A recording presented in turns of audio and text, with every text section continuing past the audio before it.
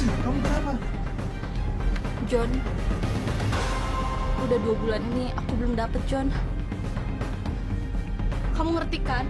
Aku tuh hamil, John. Ketika saya mengingat hari itu, di mana tawa kegembiraan mengubah segalanya. Masa depan akan selalu memberikan kejutan.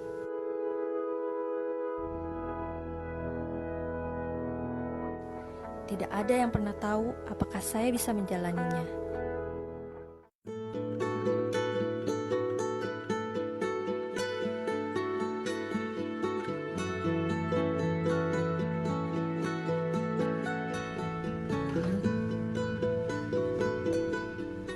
Hai. Udah lama ya nungguin gue? Iya, kirain gue lo gak jadi dateng. Kenalin nih temen gue. Hai. John. Jessie. Gue ngajak dia main kita lebih seru. Ayo masuk, ya. Lo udah tahu belum anak kelas 1 IPA yang pendiam itu loh, yang namanya keriting, terus kalau pakai kacamata suka begini. Tahu nggak? Dia itu udah jadian tuh sama ketua OSIS. Gila nggak tuh? Ya mungkin aja kali Tobi, yang namanya cinta kan bisa datang kapan aja dan di mana aja. Nah, kalah tuh. Sini. Tobi dikit sekali. Ini Tobi. Sini. Enggak. Sini. Enggak. Ayo. Sini. Lu juga nih. Ya. Kita anak baru John. Jangan. Justru anak baru nih yang paling oke, gitu kan? Nah, Dikit John. Dikit. Banyak banget. John. Banget lah.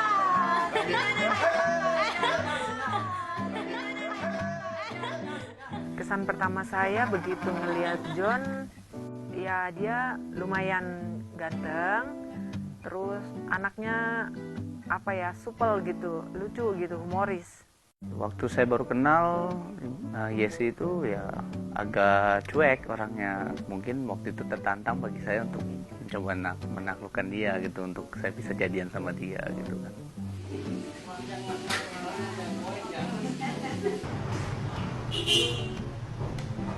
Kayaknya kamu suka banget ya sama nasi goreng. iya. Tapi rasanya nggak enak nih. Masa sih? Cobain.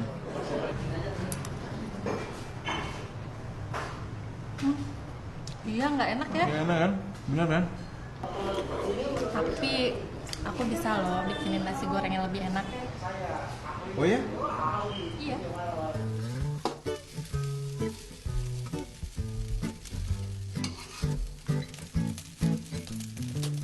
Tara. Wah, Nasi cepet gorengnya banget udah ya. jadi. Nih, Wah, enak nih kayaknya nih. cobain ya. Cobain dulu ya. Enak banget nih. Oh iya, aku punya surprise nih buat kamu nih. Tapi mata kamu tutup dulu ya. Waktu itu yang membuat sempat saya menarik perhatian saya ya untuk memperhatikan John pada saat itu, dia John? bawa seekor anak anjing. Kamu di mana sih? Anak anjingnya tuh lucu banget. Nah itu yang menarik perhatian saya gitu.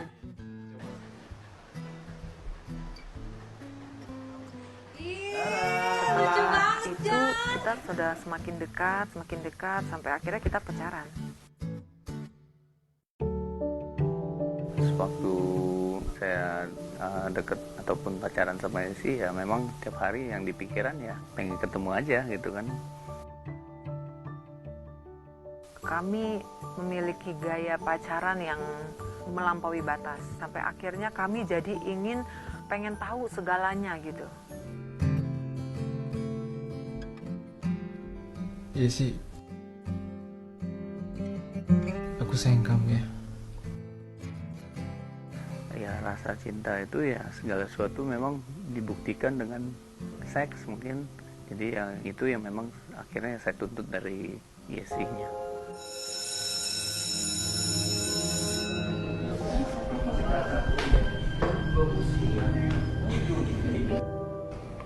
Jess, lo gak makan?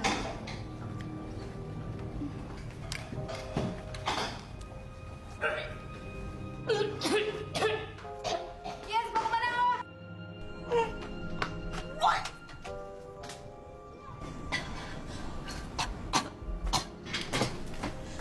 kamu kenapa? Oke, tunggu di sini sebentar ya.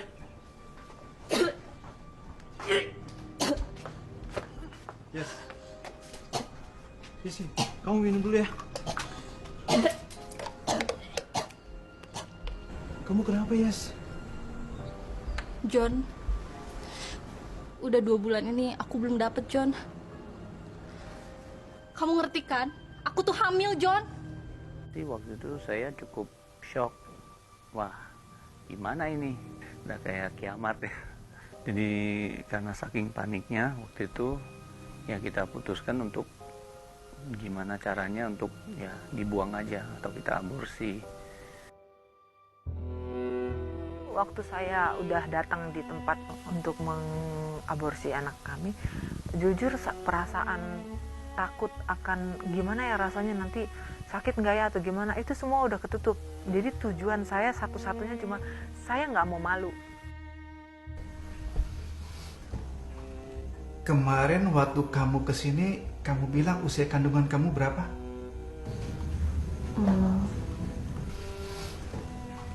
3 bulan, Dok. Kamu gila ya? Usia kandungan ini sudah berjalan 6 bulan. Dan ini sudah ada nyawanya ini.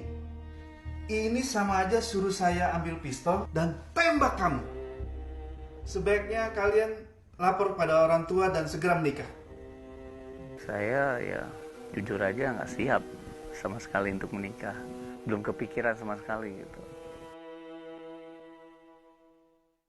Setelah kami menikah, hari-hari yang kami lalui berduaan gitu udah nggak seperti zamannya kami masih pacaran gitu. Keadaan kok kayaknya nggak seenak dulu gitu. Saya melihat suami saya masih bisa keluar main-main dengan teman-temannya, sedangkan saya di rumah ngurus anak dan dia jauh dari pergaulan saya karena saya udah nggak bisa main-main lagi kayak dulu kan gitu, karena saya harus di rumah ngurusin anak, ngurusin rumah gitu.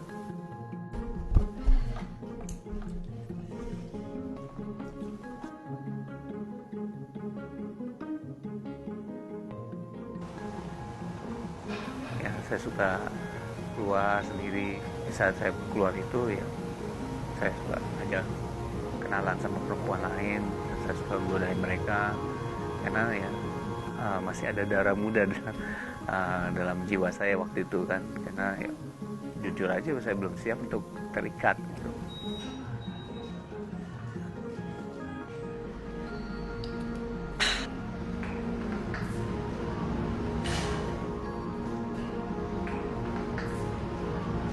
Kamu sering di sini ya? Saya baru lihat kamu. Masa? Berasa di sini tiap hari. John Wayne.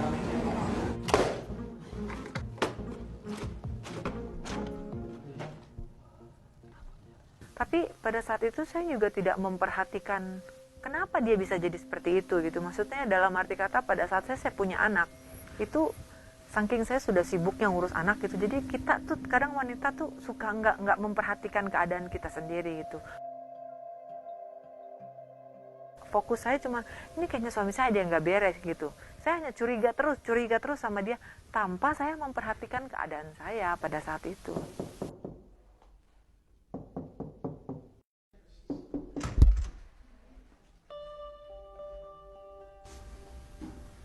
Kamu dari mana aja, John? Baru pulang jam segini. Kenapa telat? Dari mana aja kamu, hah? Apaan sih kamu? Sama siapa aja sih? Jawab, John. Ya kerjalah. Kamu apaan sih? Aku baru pulang nih, bukannya kamu sambut baik-baik malah ditanyain kayak gini-gini nih. Saya tahu waktu itu mungkin saya salah, tapi karena namanya saya seorang pria yang masih tanda kutip nggak benar, ya saya menganggap itu hal yang saya tidak sukai gitu loh, untuk saya ditanya-tanya gitu kan. Gue tuh nyesel pernah kawin sama lo. Apalagi gua lebih nyesel kawin sama lo. Wah! Semua kata-kata yang menyakitkan pasangan itu kita keluarkan gitu.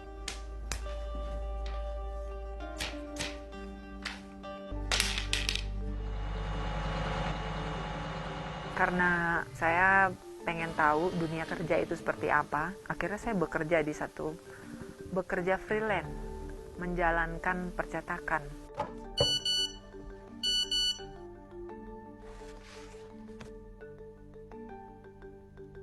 Untuk menambah income keluarga kami sih, karena kan kami waktu itu udah punya anak 2 dan butuh biaya, jadi saya merasa saya udah harus kerja juga.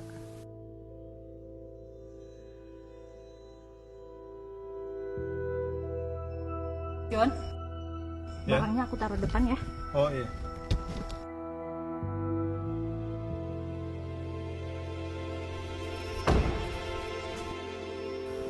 Waktu itu di dalam mobil ada SMS masuk ke handphonenya John. Karena dia lagi nyetir posisinya, jadi saya yang ambil itu handphonenya, lalu saya buka.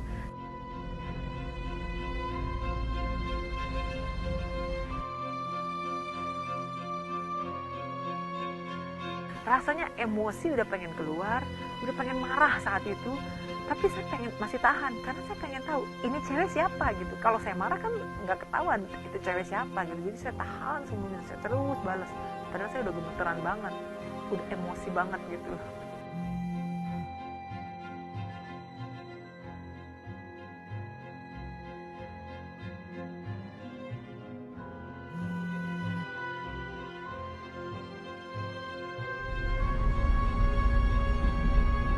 Kamu lagi ngapain sih? Dari tadi lihat handphone terus. Enggak, ini lagi iseng aja.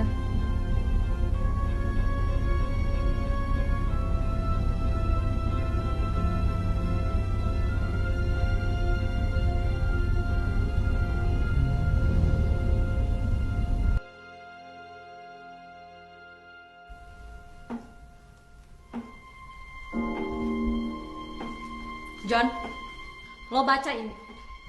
Apaan? Lo mulai macam-macam ya sama gue. Lo yang kayak ginian, ngapain diladenin sih? Dia itu bukan siapa-siapa. Halo, lo jangan bohong deh, John. Berani lo ya selingkuh di belakang gue. Lu lama-lama kurang ajar ya. Otak lu udah nggak beres, tau nggak? Kalau lo emang gak ada apa-apa sama perempuan itu, ayo, kita datengin perempuan itu sekarang juga. Bisa saya ketahuan adanya SMS dari wanita itu, ya saya mengcover atau membela diri saya dengan marah-marah. Buat apa? Lo yang bener dan gue yang salah. Bisa saya ketahuan, bukannya saya minta maaf malah kalahkan saya.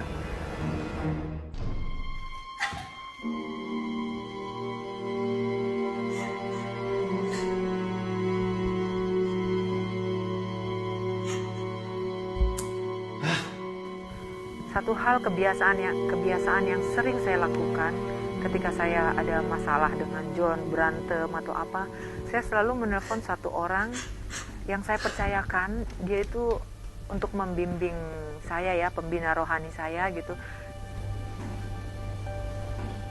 Halo, Bu. Ini Yesi, Bu.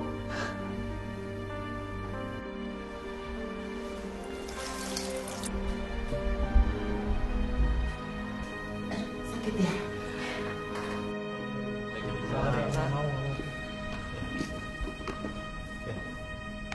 Kenapa lo? Muka lo kusut banget. Biasa, istri gua. Aku kesel banget, Bu, sama suami aku. Lo kan pada tahu nih, gue masih pengen hidup bebas.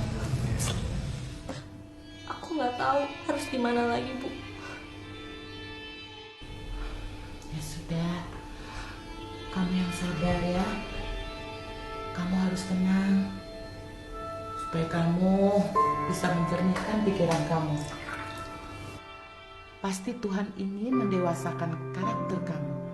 Selain ibu pembina saya yang selalu membina saya dan mengajarkan saya juga ada ikut satu perkumpulan wanita-wanita bijak, di mana di perkumpulan itu banyak khusus untuk wanita-wanita yang sudah menikah. Kita berkumpul, kita mendengarkan sharing firman Tuhan gitu. Nah, di situ saya mendapat beberapa nilai yang bisa mengubahkan kehidupan saya gitu.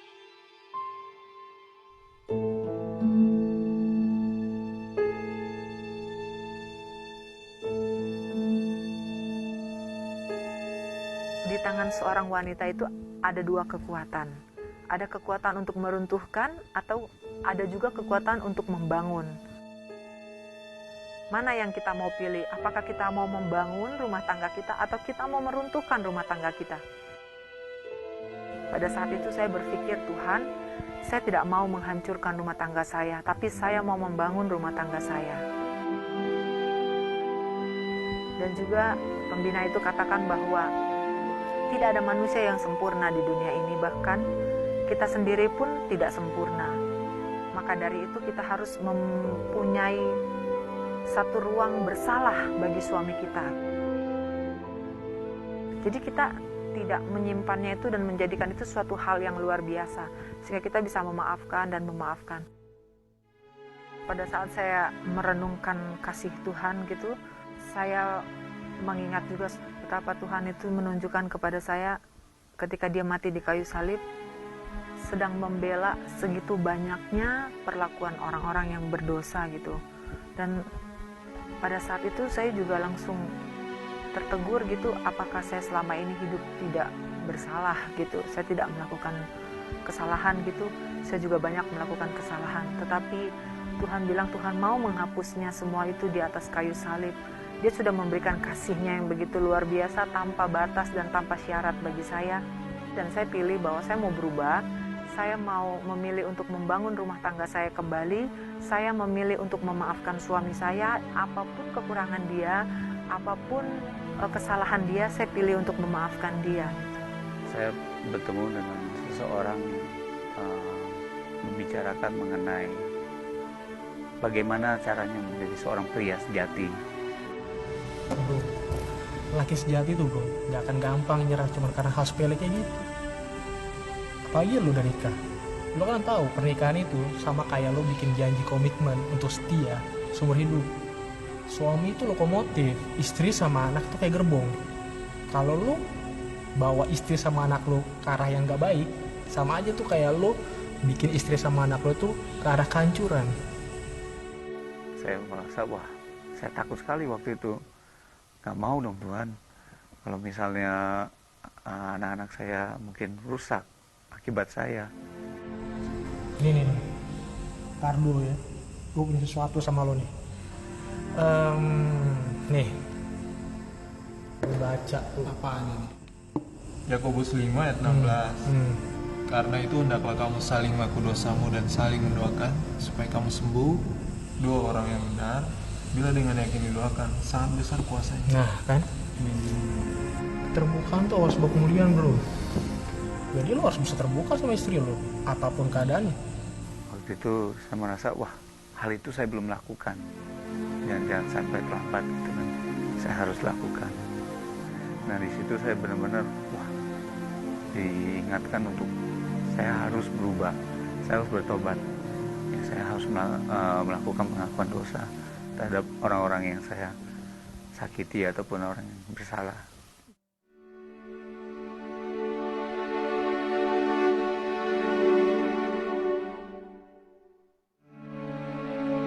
Pernah satu kali dia pulang sampai jam 3 pagi. Saya dari jam 10 saya sudah teleponin, dari jam 11 saya teleponin, handphonenya nggak aktif.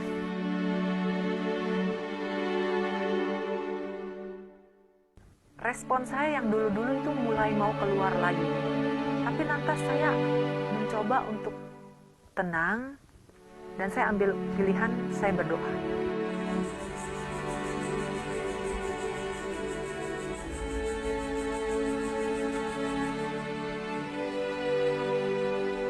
Jadi walaupun dulu pernah ada saya pulang memang agak malam, tapi memang saya di saat itu tidak melakukan hal yang tidak diinginkan.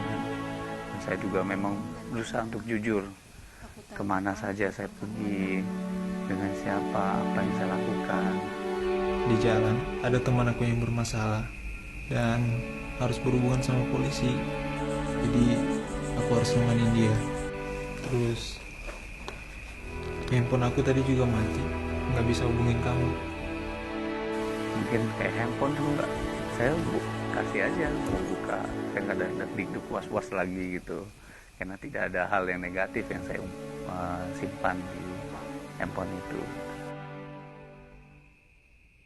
itulah ya kuasa doa itu, yang tadinya awalnya saya kesel, awalnya saya marah, akhirnya itu semua lambat laun jadi rasa kasih gitu.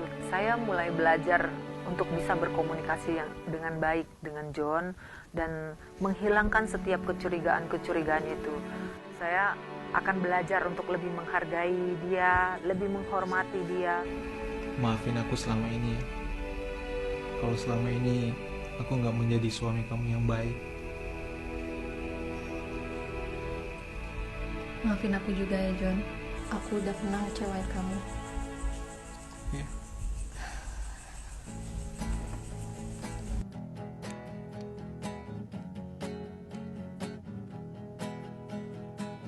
Di saat saya tahu kebenaran itu ya, saya mulai menjauhi pergaulan itu, pergaulan-pergaulan yang buruk ya. Dan bahkan saya sudah tidak terpikir untuk mau mencari wanita-wanita yang dulu itu lagi gitu kan. Karena saya sadar betul bahwa di saat saya mendekati pergaulan yang buruk itu akan merusak kebiasaan yang baik. Saya berusaha berjuang untuk menjadi seorang suami yang baik sesuai dengan yang saya dapatkan. Dan saya mau praktekkan itu dalam kehidupan saya sehari-hari. Dalam konsep pernikahan yang saat ini saya mengerti, jadi ini bukan masalah saya selalu ingin dikasihi dan ingin dicintai, tapi ini adalah masalah bagaimana saya bisa memberikan kasih saya terlebih dahulu bagi keluarga saya, bagi suami saya, pengorbanan saya untuk mereka. Saya melihat ada keeratan hubungan kita antara saya dengan istri maupun dengan anak-anak. Saya mengucap syukur hal itu bisa terjadi dalam kehidupan rumah tangga saya, karena Tuhan mengasihi saya.